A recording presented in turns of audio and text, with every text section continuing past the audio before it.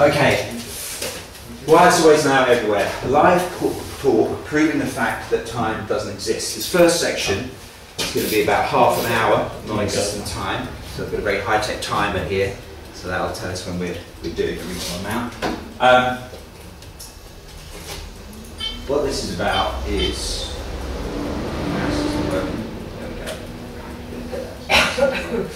the first half. We're going to talk about why we think time exists, why I think I can disprove that time exists, despite some skeptics in the room, which is fine. Talk about the past, the present, and the future. Then we'll have a break. Second half, we'll be bridging the past, present, and the future, showing why they're all here now. Talking about aging. If there's no such thing as time, how come we age? How come parents are older than children? Things like that. Looking at the temporal order of events. If there's no such thing as time, how come things seem to happen in an order? You can't build the roof of a house before you build the foundations of a house. So it seems obvious that time exists. Time travel. Scientifically, certain people like Stephen Hawking will tell you that time travel is possible.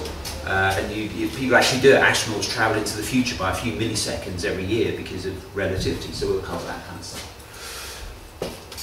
This all started with a book that I wrote. And it's available on Kindle. It's about 500 pages, about 250,000 words. No one's read it. I've sent it to loads of people. Stephen Hawking has got a copy of that in his office. Do you think it's proper in his shed? It's right. It's propped up his chair. Einstein said, if we convince physicists the distinction between the past, present and the future is only an illusion, however persistent. He wrote that to the widow of his best friend, Michel Guizot, who died, as a letter of consolation or whatever. And the reason he wrote that is because in physics, at a kind of a high level, any action or reaction seems to be time reversible. It's a bit like looking at the balls on a pool table. If you watch a video of the balls on the pool table bouncing around, you couldn't really tell if the video is being played forwards or backwards. But if you look at a wave crashing on the beach, it's very obvious whether that's being played forwards or backwards. But at a low level, it seems not to be so obvious. So what's this all about, and how did it start? It's about time, or rather timelessness, and one afternoon during a very hot and relaxing bath, suddenly it occurred to me that everything that is happening anywhere and everywhere must be happening now. And if you think about it, it's kind of true, you know, that we don't see the moon right now, but the moon's obviously doing something right now, and the moons of Jupiter are doing something now, and the sun's doing something now. And basically, every fish in the sea is moving around somewhere now, every wave in the ocean is moving, every bird in the sky, all the trains, everything out in space is happening, stuff's going on in our brains. What I was really thinking about was the sunset. I was lying in the bath, I thought I might get out of the bath soon and look at the sunset. And I thought, I wonder what time the sunset will be, how long till the sunset? And I thought it would be about 4 hours. And I thought, well, no, because the sunset's just always there, isn't it? It's just there. It's just a few miles around the corner, and we get dragged into it as the Earth spins. So I thought, there's always a sunset. When I was 3½, there was a sunset happening somewhere at 2 o'clock in the afternoon. It's just a constant thing, but we think of it as a time. If you have a super fast rocket plane, you could fly around here and you could just hang around in the sunset as much as you want. And you just see the sun constantly changing. When Concorde was first being tested and they were flying it around the world, they often did that. They would head into the sunset and they would see the sun rise again because they were chasing it around. You've only got to do about 1,000 miles an hour for that to happen. So I began thinking about time. These are the books I have bought on time, reading about time. These are the same books, pretty much same stuff. Hawking, Brief History of Time, From Eternity to Here. Everyone's got a stupid punny name on their book about time. Build a Time Machine, Story of Time, all that kind of stuff. Time travel, the time travel of Einstein's universe. So it's all just stuff about time, the hour of time. And I read about it because I had this idea that time didn't exist, and I wanted to check it against all these books. Because maybe at some point I would read something in there that I couldn't disprove, and then I'd have to give up my theory. These books as well, I always recommend these books. They give you a great kind of introduction to stuff. There aren't as many books there as you think, because I bought some of them twice because I forgot I bought them. Those books. Yeah, it's my shelves, whatever. And of course, if you pick up this, I was wondering where that was. Anyway, it's a joke. They're writing my own book, Brief History of Timelessness, which is going to be available on Kindle. I bought a Kindle to put it on there. Problem is, it's 500 pages of A4, so on a Kindle it comes out at about 1,000. I've got to reduce it down, but whatever. Is it published? No, it's to be published. I'm before publishers. I should point out here that half my friends think the book is pointless because it's obvious that time does not exist. How many people here think it's obvious that time doesn't exist? Anyone? Good. 1, 2. Anyone else? No, that's fine. The other half think it's pointless because it's obvious time exists. How many people here think it's obvious time exists? 2, 3, 4. I go 1, 2, 3, 4. About 5 or 6. I'm abstaining. And Coward. Rob is actually the one person in this room who's read a lot of the book. Sorry. Yeah. Because if time isn't a healer, I'm buggered. Well, no, energy, motion and change will be a healer. Things have to move and change, but we'll get on to that. And I find this very funny. I find it interesting that half the people say, there's no point writing that book, Matt, it's obvious time doesn't exist. Now I go, there's no point writing that book, it's obvious time exists. And I think, why can't they just meet together and work it out anyway? The remaining half think my maths isn't good enough to prove it either way. That was a joke. So I will point out the jokes anyway. Yeah. So what is time and why do we even think it exists? Time is actually the #1 noun in the English language, which I didn't really know. I've been writing about it. I looked for it. #3 is year, #5 is day. And there's a person away in the middle. But that's quite interesting. So we use this word a tremendous amount of the time. Obviously, use it in the flies and things like that. You have to use it. It works. If you're like me, you probably didn't come up with the idea of time yourself. As kids, we learn that when you let something go, it falls out of the pram, and when you walk down the street, you can feel the wind on your face, and if you walk through what looks like an open space, sometimes it's a window and you bang your face on it. You learn that you can't go through walls, you can go through doorways, you learn that jam sticks to your hair and magnets stick to the fridge. You learn these things yourself without being told. But when it comes to time, your first introduction probably came from your parents getting bedtime and pointing to a clock. And that's an important point, because if we didn't come up with the idea ourselves, we've just taken it on board. You know what I mean? And that's kind of tricky. It's that this isn't the proof that time doesn't exist, but it means that you go, hold on, where'd you get this idea from? Is it yours? Or you just go along with what everyone else said? Because then it becomes like the emperor's new clothes. But a clock is really just a bunch of springs and cogs. This is a shilling clock, which I think we've all had here and there. And this is actually a kit that you can buy. This is my clock, and it comes in lots of pieces, and you put it all together. And what's interesting about this clock is, you've got a high-tech pointer here. Thank you. There's a pendulum at the back here, which rocks left and right. This is the spring, so you wind up the spring there, and that spring drives this middle of this blue cog, and the blue cog drives the yellow cog, and the yellow cog drives the red cog, and the red cog drives the white cog. As the pendulum rocks backwards and forwards, this becomes an escape wheel. It kind of ticks very slowly, tick, tick, tick, which makes that tick, that tick, that tick, that tick. So all of these cogs around here do is they let this spring unwind slowly, depending on the rate of this pendulum. As this spring unwinds, it drives these cogs here, which drive the hand. And what you can actually see here is that the black cog drives, I think, the minute hand. Then the power or the drive goes out to this green cog and back into this green cog and drives the outer hand. And that's quite interesting, because on that clock you can see everything that it is. And it is basically those bits. So what really is time? It's just a load of springs and cogs and what have you. We say time consists of the past, the present, and the future. Time is also said to have a flow and a one-way direction, so things come from the future and go into the past. We might plan to see a film next week, then we see it, and then it's just a memory. This, of course, is the infinitely thin present. Tough round. We say that past exists because things clearly happen and have clearly happened that are not happening now. And this is, of course, the World Cup. England winning the World Cup, that clearly happened, but it's clearly not happening now. And we can remember them. These are just two blokes remembering stuff. Skiing trip. I don't know why they're skiing.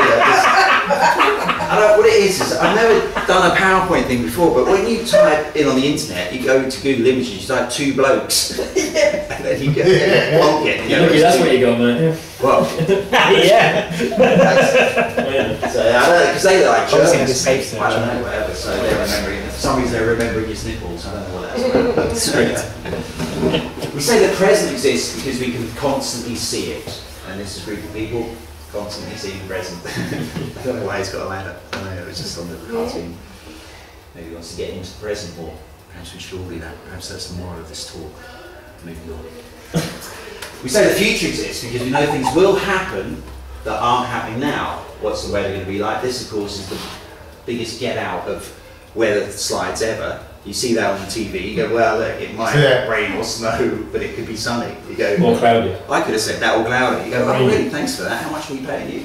Lottery, people in lottery, you're definitely going to die. That reminds me, actually, it's the Euro Millions tonight, isn't it? I've missed it. It's Oh. 160 million or something. God, and the odds were? Well, worse than 30 million to 1, so. There you go. Sorry. Thank you. It's your fault. Lots of chat, bit busy at the moment. That we sometimes can or cannot predict. That's obviously the future. Oh, sorry about this. I've got a. That's the future. We say time has a flow and a direction because we're born, we live, and we die. That's pretty much it, and it happens in that order. We tend not to live, then die, and then be born, or any other combination. Volleyball, of course, is the epitome of living. This is Einstein as a baby. Night follows day, day follows night. I always get that confused, I'm not sure which one it is. Spring, summer, autumn and winter happen in order as the Earth goes around the Sun. It's actually not quite as close as depicted there. So we say time exists and has distinct features because there is a steadily receding past that we can see but not change. So the past is going further away behind us, so to speak, and it's accumulating. It seems to be more and more past constantly. There's a clearly visible present in which things keep happening, and a future which is constantly arriving but is somewhat unpredictable. Or, to sum it all up, Rome wasn't built in a day. It's another joke. I'll point them out. So it seems completely obvious that time exists, but what do the public think? That's the public. Focus Magazine's a BBC website, whatever, and they talk about science and stuff. So I just did a search on is time real or an illusion and came this, and there were some comments on it, which are interesting. It's just people that are emailing in, general public. This is the introduction. Diverse thinkers from the ancient Greek philosophers through contemporary quantum cosmology and eternal inflation theory, which I think is what we're suffering from now, have called time an illusion. What do the public think? Really? I can't believe scientists are wasting their time with this. If time is an illusion, what a coincidence that time seems to predict the sun's pattern as well as all of astrology. Space-time. Time is not an illusion. Space and time are a single continuum. It always like that word, continuum. It just means things go on forever. This is what Einstein said. Space and time are warped. What he said was, so this is quite important, mass warps space. And warped space tells mass how to move. So if you get a bowling ball and you put it on a trampoline, everyone's got a trampoline these days, and you get a tennis ball and roll it around the indentation that the bowling ball makes, it will go in a circle, and that very accurately mimics the movement of a planet. You could even get it to go in an ellipse, and it would speed up and fly out and speed up, whatever. So space and time are a single continuum, and Einstein is obviously greatly respected on this whole stuff. We know time exists, but the real question is, what is it? Try answering this. Okay. To me, it's addressing. Surely we only know we exist because time itself also exists. But actually, only the present exists, and only as we experience it. If you understand that, you can edit my book for me. But this is the kind of thing, there's a lot of contradiction. We only know we exist because time exists, but actually only the present exists. So people are contradicting themselves. This is my favourite one. I'll read it out to you. This is from Lightning Marshall. I don't know what lightning refers to, I don't think it's his brain. Time exists because we use it. It was invented. Does the universe have an awareness of time, whatever that means? Imagine this paradox. You're dreaming a dream of the future, but you don't know people shouting in the other room. It's like in school. Are you here for the talk? Come in, huh? Is that talk? Yes, come here. This way, yes. Late arrival. Is there a talk? At 8:30. Do come in. Thanks. Introduce yourself. Everyone, this is Joe. This is Joe. Everyone. No, not you. So can't know hear you. you. Oh, sorry, it's me or something. This is a setup. Can I sit down? This is a setup, isn't it? Yeah. Actually, I'm going to come and perform for you. Is anyone else coming? I thought Emily was coming. Yeah, we thought. I'm meeting Emily here. You Okay. get to start again, though, mate. No, you don't really. No, it's okay. He's been practicing on me for years. Yes, that's very true. All right. All I'm at the stage I'm at now, Joe, is I'm convincing people that time does exist. We had a little vote. Who said it does exist, everyone? 1, 2, 3, 4, 5. Who says it doesn't exist? 1, 2, and an abstainer. Do you think it exists or doesn't exist? I'm still having a conversation with you about it. Yeah, abstain. That's fine. All right. We're in a conversation. All right. So we're just looking at what the public think as to whether time exists or not. Okay. And you've come in at a very complicated point, but don't worry about it. Imagine this paradox. This is what someone's written in about whether time exists or not. Imagine this paradox. You're dreaming a dream of the future, but you don't know it's the future until you witness it coming true.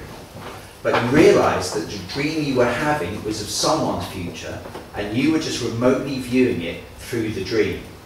You notice the dream is happening for real, and you know that it is that person and not you. If you stood in front of the person and sent yourself a message so you could change something in the past, would you be able to allow the dream to come true? No idea. Yeah, I've given that's my little star here. 10 out of 10 for complete bollocks. So, does the public think time exists? Yeah, but no, but yeah, but no, but yeah. So it's not that clear. It's a tricky thing unless you really think about it, right? What do the experts think? This is the next bit. Did you ever see that episode on The Simpsons when they're talking about the apparent third dimension? Theory that they existed. Does it really exist? This is what the experts think. Galileo Galilei, whatever we were going to see anyway, I thought I'd put it in there.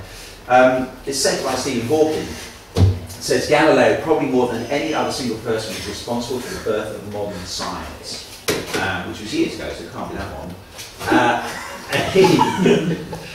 He did a lot of work with pendulums and water clocks and things like that. So he'd get the pendulum and set it off swinging. Now this is in 1564 or whatever, and obviously there they had no clocks, no accurate way of measuring time. Now we can go out and buy something in a petrol station for £2, which will keep incredibly accurate time, accurate to a minute a year, whatever. But back then, all he had and all he really needed was a pendulum. If you make a pendulum that's about 1 metre long, you put a weight on the end, that will swing at a rate of about a second. And if you set that swinging, it'll stop after a while, but the pendulum keeps swinging at the same rate, no matter how small the oscillations become. He noticed this when he was sitting in a church in Italy somewhere, listening to a very boring sermon, and watching the pendulum swing, the lanterns swinging with the incense in them, and he compared them to his heart rate. And because it was a very boring sermon, he knew that his heart rate was very steady, and that's how he learned the pendulums keep that's pretty steady, right? regular time. So, but that's the point. And when you get a pendulum like that, you can improve it. You can put a heavier weight. You can put it in a jar-free room. You can make it very long one. There are things called Foucault pendulums. Exactly. If you go to the British Museum, you'll see this pendulum that's suspended. Go on, open your crisp. You can see this pendulum that's suspended about 90 metres, and once it's set off, it will swing for a couple of days. Just open. That's all right. So this is what he did. He set pendulum swinging, and then he looked at the motion of objects. And what he did was very brilliant. Pay attention.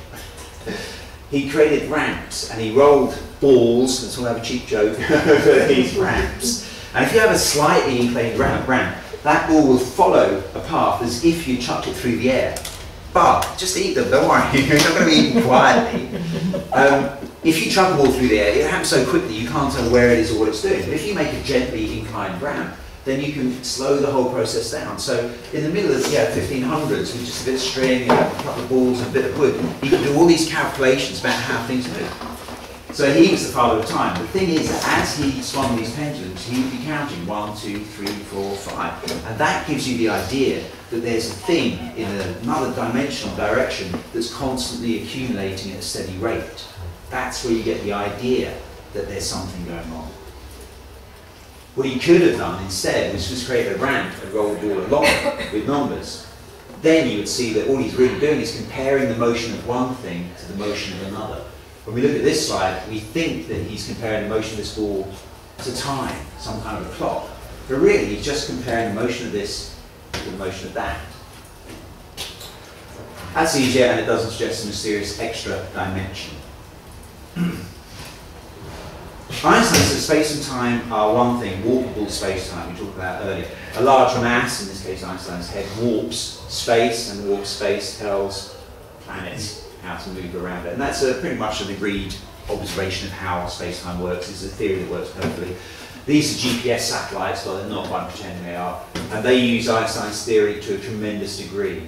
He said that time slowed down when things move very quickly, and if they didn't account for that in these clocks, our GPS systems on Earth wouldn't work.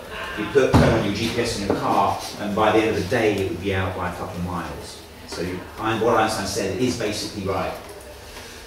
Stephen Hawking says that different areas of space and time may be linked by wormholes. If we exaggerate that warping of space here, apparently perhaps we could connect two different areas, and you could flow in one place and come out in another area of space-time. I totally disagree with that, but we'll see why. What is he now? Wikipedia says time is a measurement system that looks at the sequence and durations and intervals between events. So Wikipedia thinks that time exists. And time travel, Wikipedia again says that although time travel has been a common plot device in fiction, one-way travel into the future is arguably possible, given the phenomena of time dilation. Physics may even allow backwards time travel. So what I'm trying to say here is that the experts say, Stephen Hawking, travel back in time can't be ruled out. The experts say time is real, it's part of space-time. It can be warped or dilated, that just means slowed down. And time may even be theoretically be travelled through forwards or backwards. But what do we think here? Any questions? That's serious. Any questions so far? No. You said space-time together, but what you're doing is it's the mass that's distorting it. Yeah. You haven't mentioned that. Yeah, the mass. What it is that Newton looked at gravity and he saw the gravity work, but he didn't know why it worked. And Einstein came in and said, it makes sense if you say that every object warps space. The Earth here, thinks that it's travelling in a straight line. If you stuck a ruler in this space, it would seem to be a straight line. That's not exactly right, there's differences to it. But you can't tell whether something's straight or not. If you look down this through warped space, it will look straight, but it will actually be twisted. And this is the kind of stuff that works. So that's his view, and that's generally kind of accepted. Okay. Any other questions? Good. So what I've done here, hopefully, now that I've shown you why we think time exists, I'm then going to show you how time does not exist at all, which is why it's a pleasure to have you here, Tim. Hopefully I wish I could say the same. Convinced you even more that time exists. Have I done that? No. But you think it does exist? I'm sorry, what were you saying? You think time exists? Yes. And hopefully now I've convinced you all that it does, and it makes sense to think that it does. That's the idea of that first section. So we get a starting point. Because what happens in these conversations is you explain things to people, they go, yeah, but I always thought it didn't exist. And you go, no, that's not what you said at the beginning. Anyway, so now hopefully you know why. It exists, but before, there's perhaps to watch out for. The language of time works, we can have unseen biases and the crash test. Language of time works, and we're using it in this talk. You know, we will have a break in 10 minutes, whatever. But just because the language of something works doesn't mean it really exists, because the language of money also works. Interest rate, percentage, financial chaos, investment, all these different things. But money is completely made up. Yeah, if you ever go looking for money, you won't find it. You'll just find bits of paper around bits of metal.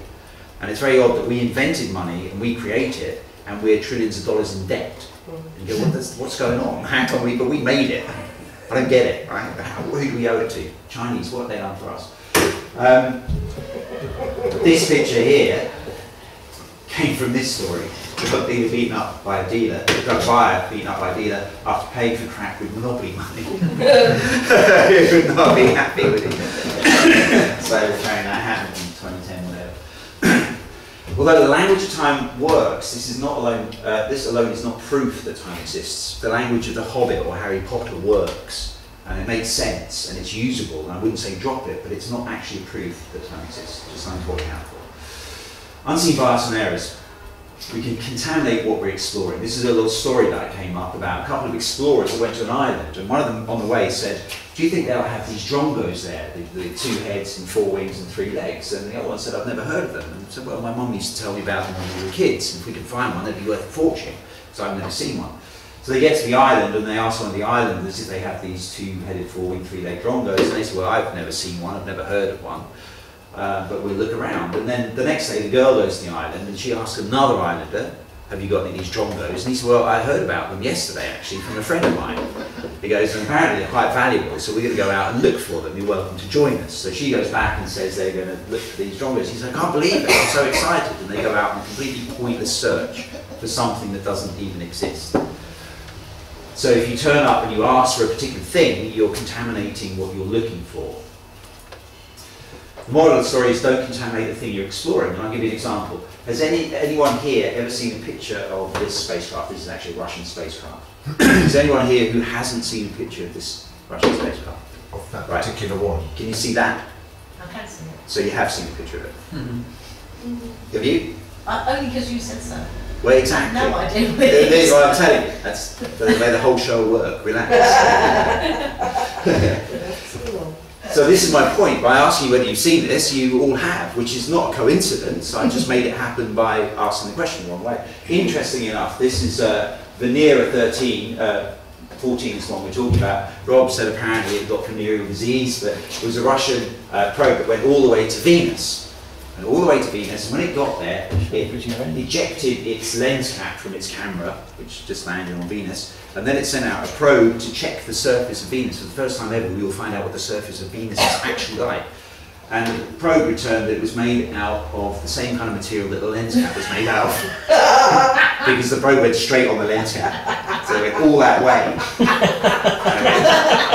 Dick, I could have told you that. Genius. So they contaminated the thing they were trying to understand. Is that a true story? Yeah. That's There were a awesome. number of these that went out as well, but they went through space and the lens caps wouldn't come off in space. They got all these brilliant cameras trying these things, like my mum. I think they sent 4 of them out before they realised it was a fault. So the first one went, can't see anything, and the next were already on their way, so whatever. Our explorers could have just asked what is on the island. If they just asked what is on the island, they wouldn't have contaminated the thing. They wouldn't have given people these ideas. Did I say I switched it off. I did. don't worry. We can contaminate what we are exploring. Here's advice. Imagine you try and teach someone how to drive a car. You tell them 3 times, always look forwards and stop if you see a problem. You drive off. The first time they crash. You go, what happened? They said, I don't know, I wasn't looking. They go, all right, you got to look forwards. If you see a problem, stop. You drive off. They crash. You go, what happened? You go, I don't know, I wasn't looking. You go, all right, you got to look through the front of the window. You see anything there, stop. And you drive off and they crash again. You go, what happened? You go, I don't know. That person could legitimately say to a friend, oh, Matt tried to teach me driving. I listened to what he said and I crashed 3 times in a row. And that person would think you were a rubbish teacher. But what they would be missing is that they hadn't listened to and heeded the advice. They hadn't actually carried the advice out. So we can hear and understand something, but if we don't apply it, it cannot work. In timelessness, there's a critical question we need to always bear in mind. And this question is, what if things can just exist and move? We say things exist and move over time, but I'm asking you, what if they can just exist and move? You have to apply that advice. It will come up later, don't worry about it. So now we can start breaking down time. Einstein said that the distinctions of time is an illusion.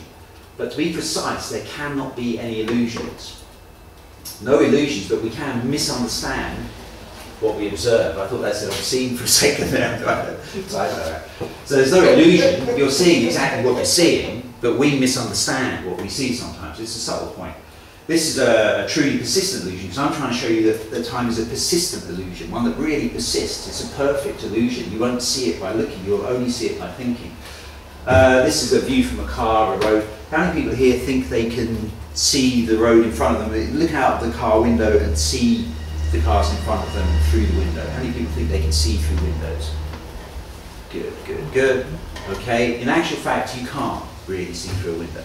What you can see is the light coming in through the window, but you can't see out through the window. It's a bit like if I prod you with that stick, you can feel what reaches you and touches you, You feel that you're looking out there at that, but you're not. You're looking at the back of your eye. But the illusion is perfect. And Well, that's pedantic, isn't it? Well, no, it's yeah, it is. It's pedantic. It's ruthlessly pedantic. It's pedantic. Yeah, it's pedantic. It's but it's the truth, and this is the point. That when Yes, but everybody knows you can see through your eyes by the light hitting the back of your eyes. Yeah. But everybody also knows that nobody treats it like that, and then it's like if I see you standing there, then I'm seeing you standing there. Absolutely. So the truth is that you're looking at the back of your eye, but really you feel like you're looking at me now, and it doesn't matter. That's the point. Okay. It's a critical point. This is I'm showing you a persistent illusion. You see, if this illusion flew up red flags all the time, we'd notice it, but we don't notice it because it's a perfect illusion. And I'm trying to show you why time is a perfect illusion. That's why it definitely seems to be real, and I can show you the way through, hopefully. So, persistent illusion. And we can live our whole lives never even thinking of that. We never think of it. Virtually all the books I've read on time start by either just assuming time honestly exists, or by asking does time exist, or what is time? And this is contaminating the subject. You start off saying, what is time? You mean what, that thing with the past and the present and the future? Yeah, I don't know, what is the present? And once you do that, you may have already taken the wrong step from the beginning. You may not have, but you may have.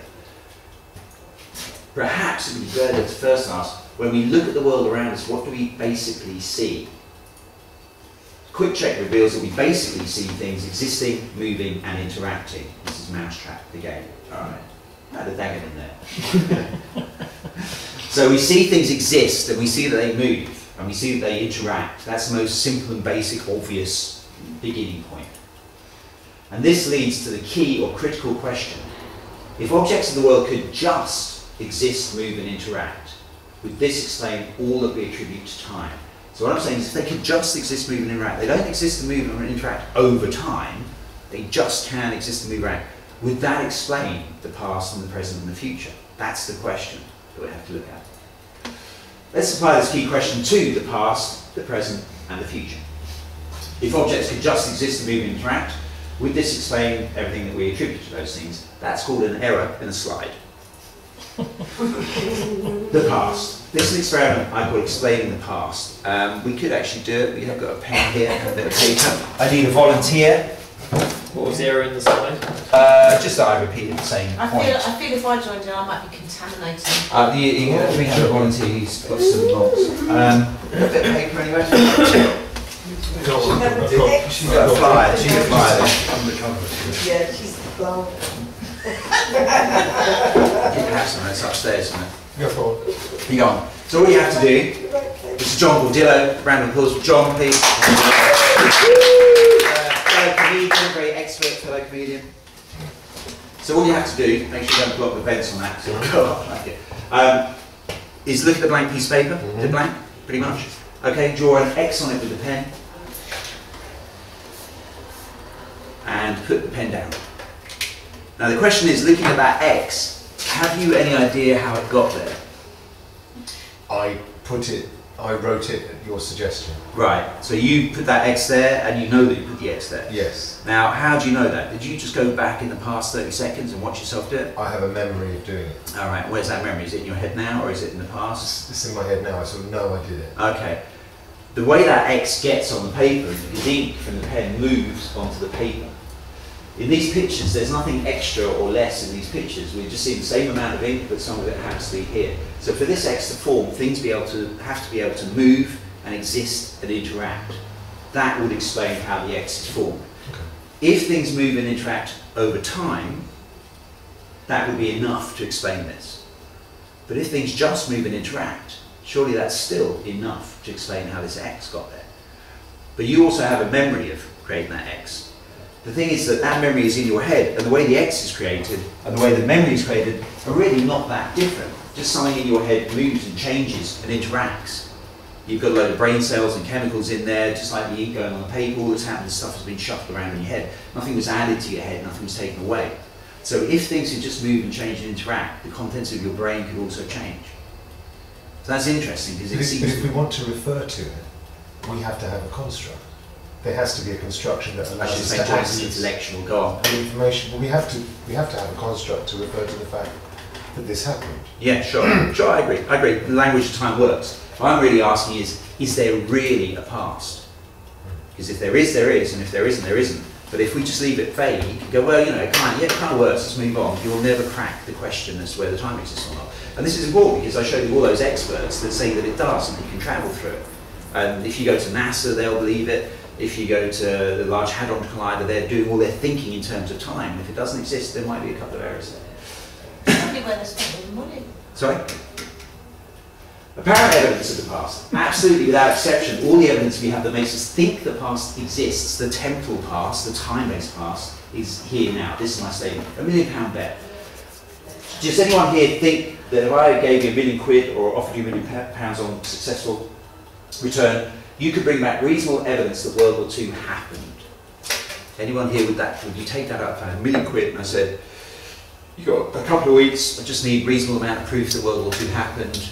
Yeah, I could probably do that. Okay, you could do that. You've fallen into my trap. I thought I might have done.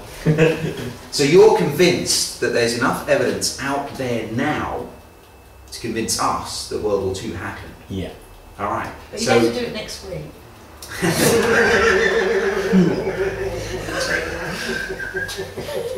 So that's interesting because I believe World War II happened, but I wasn't even alive then. So how come I got the idea that it happened? Well, I only got the idea that it happened from all the evidence lying around me now. And all that evidence that's lying around me now proves is that things are here now and that they can move and they can change.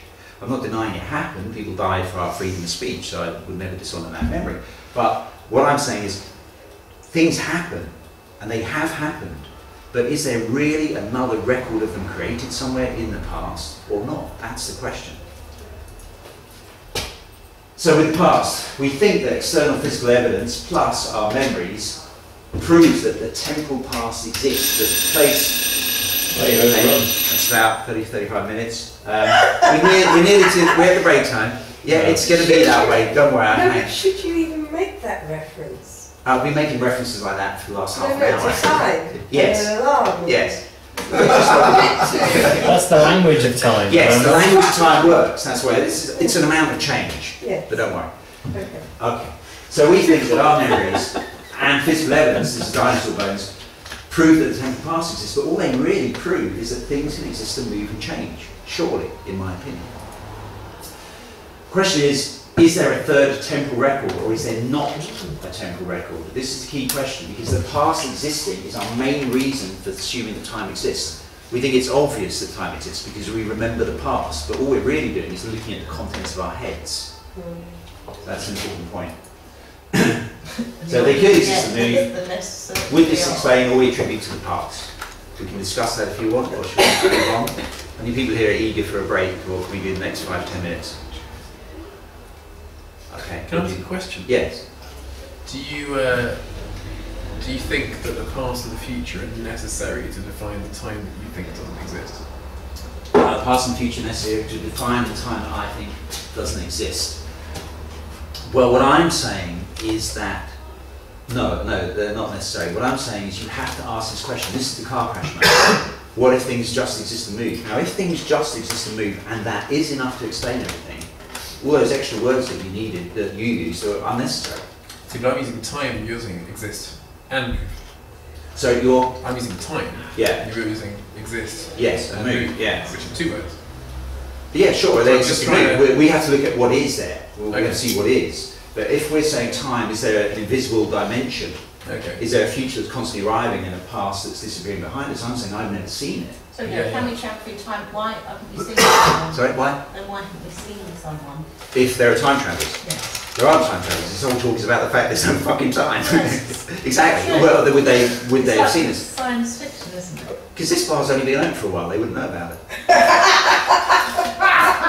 So, we'll look at the present and the future very briefly and then we'll have a little break, okay? There might be something else in the past that might come in and go, oh, where is the church? But you'd only say that because you were looking at patterns in your head and comparing them to what you see now. Yes. Okay, that's what you'd be doing. You know, when you walk around the streets, you often have memories associated with an area, but of course that memory's just in your head. It's coming to mind as the image around you triggers off the memory. Okay, look quickly at the present. Because we say things take time to move, you know, we talk about the past, what about the present? Things take time to move. Right? What if you're in a car and it's doing 100 miles an hour? This is 100 miles, this is an hour, and that's a car. All right. Any questions? But all we actually observe is that cars move and the Earth spins. So the car moves and the Earth spins. We also have a clock hand that moves. We look at the watch here. So we see the car move, we see the Earth spin, we see the sun set, we see the hand on the watch move. But we say the car does 100 miles an hour and everyone understands and agrees that. So that makes you think that hours exist. But it so happens that as the car moves 100 miles, a point on the equator will move about 1,000 miles. The Earth is 25,000 miles around, it spins at 24 hours a day, so it's a little bit more than that, but if you went up a bit, it would be the same. So, a point on the equator is moving, and the car is moving. And, in other words, we can simply say that the car travels... What's up? The car's going backwards. Or is it going backwards? It doesn't matter, there's no such thing as backwards, everything's forwards. If I move the stick, you'll see that it moves forwards. That's one of the things why we think that So time just constantly a travels rule. forwards. It's just a rule. Well, it's a rule. It's more of a So here's the point. Here's the point. We say that things travel at 100 miles an hour. That implies that hours exist, right? What we're really saying is that this car travels 1/10 the speed of a point on the equator, and that will tell you everything you need to know about the car's speed. What's the difference between miles an hour or 1/10 the speed of a point on the equator? It's not semantics. If you say miles per hour, then you're suggesting that miles and hours exist. Miles do exist. You can go and you can measure them, and you're locking in hours with this idea. Hours suggest that time exists, which suggests that time Miles is needed. only exist because we made them up. Sorry, what? Miles only exist Well, because we made them distances exist, up. Yeah. and then we make up miles. So people think that time exists, and we make up hours, but that's an error. But time can actually talk about distance. Finish your Chris. as well. Sorry, darling. Sorry. Finish my Time can what? Time can actually describe distance. Can describe distance. If you, how do you mean? I mean, for example, how long will it take you to get there? Yes. It takes you 2 hours, so it can describe distance. Okay, well this is what I'm saying here, is that if you were to say in that car, if you were to say that how long will it take us to get 100 miles, alright? And you might look at your watch and say, well, it'll take an hour. What you're really saying is that as the car moves 100 miles, the hand of your watch moves 15 degrees. Things just exist and they move. But how can time describe something that you're saying we've made up? I'm saying there's a mixture of two things here, right? We have distance, and then we make up miles, so to speak. But if we think time exists and that hours are the same as miles, that's a confusing thing. This is another car crash moment. You have to ask this question. If things could just exist and move, would that explain everything we observe? Cars move, the world spins, the hand on your clock moves, the contents of your brain move. But it only explains certain things if you don't want to ask any more questions of it. I mean, if you want to then question. Well, that's fine. No, I'm just worried that I'm boring people constructs. here. Yeah, fair enough. But so what are you saying? If you were in a car and you timed yourself for 10 minutes at 20 miles an hour, you could come up with a distance. Yeah, that's true. What you would really be doing is you'd be doing some mathematics, which would be to do with how far the tip of your clock hand had moved and how far the car had moved. It would still come down to this thing's moved a millionth the distance of that thing. But if can time describe distance, then distance can describe time. I don't think so. I'll come back to you on that one during the break. I just didn't love that. Move on, because I feel we need a break, and I've just got one more point to make here. But the question is, because when you say time, I could say to you, what do you want about? Yeah, what do you mean this time thing? I've never seen What it. are you on about? What I'm on about is called direct observation. Okay? I see that things exist, and I see that they can move. But what's the problem with finding? I understood, but what's the problem with finding like a construct to describe it? Because it's understood that time, you can't see time. Yeah.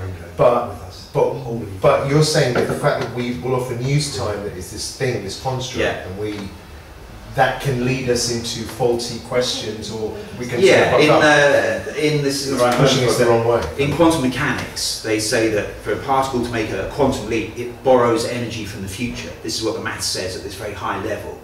This particle is borrowing energy from the future, and it can pay that energy back as long as it pays it back within about a billionth of a second. Why we're in a recession, by the way. Exactly. Right. Now, what I'm saying is that what I was saying, Stephen Hawking is saying we could travel through time, and I'm saying, look, is this just a useful concept, or are you saying it really exists and we can travel through it? That's the whole point of this question. Because if he's saying it really exists and time travel into the past is possible, I'm saying, what do you want about? It's a critical point. You see what I mean? Either it exists or it doesn't exist. And I'm saying it doesn't exist at all, which is quite phenomenal if you get it, because you'll suddenly walk outside going, oh my God, this is just a motor. And there's no pressure and there's no time pressure. The pressure is that the tube drivers will look at a motor on his wrist and decide not to drive the train anymore, but that doesn't prove time exists. We'll have some questions and answers after this break, because I'm going for a drink. So what I'm saying is we think the car does 100 miles an hour, but really it's just travelling at a tenth the speed of the point of the equator. The difference is this, it's not semantics. Miles per hour suggests hours and time exists, and the time is needed for things to move. We say things move over time, therefore time does exist. But I'm saying it doesn't. Things just move and you can compare their speeds. And if we say time exists, we're suggesting that the past and the future exist. And I'm saying, do they or don't they? Because I never see it. I just see this moment constantly changing. It's a critical point. One tenth the speed of a point of the equator just suggests that things can exist, the car on the Earth, things can move, and we can compare their speeds, which is what we do. We start by assuming that miles an hour is a proof that time exists and it's needed, but we end up saying, yeah, but time exists anyway. And that is not scientific. That's changing horses midway. Does that make sense? Going, yeah, but no, but yeah, but no. You know, we started off claiming this was a proof, and now we break it apart and go, yeah, but it exists anyway. You know, and if we keep feeding time back in without proving it, that's not a legitimate thing to do. Most of the books that I've read, none of them start off by saying, we think our memories prove the past, but really they don't. The real proof of time is. They all seem to have missed that step. Okay, I think we should have a break. We can look at the future after the break.